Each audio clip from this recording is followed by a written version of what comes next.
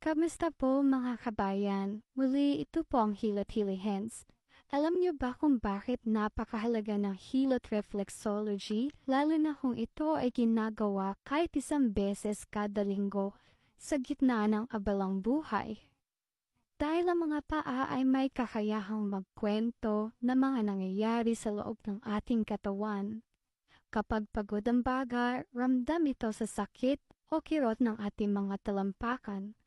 Ang kakulangan sa tubig ay nagdudulot ng pulikat sa ating mga pinte. Kung ang atay ay bugbog o pagod, makikita ito sa pagbabago ng kulay ng paa.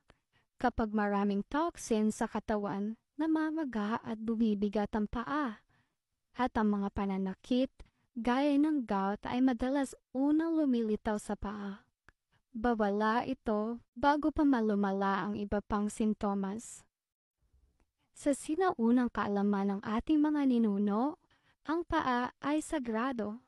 Naniniwala sila na may koneksyon ito sa ating mga lamang loob sa pamamagitan ng mga tinatawag na reflexology zones o acupoints. Sa Hilot Reflexology, ginigising natin ang natural na kakayahan ng katawan na magpagaling. Pinapabuti ang daloy ng dugo, pinabawasan ang kirot, at tinatanggal ang bara o lymph nodes. Lahat ay nagsisimula sa ating mga paa.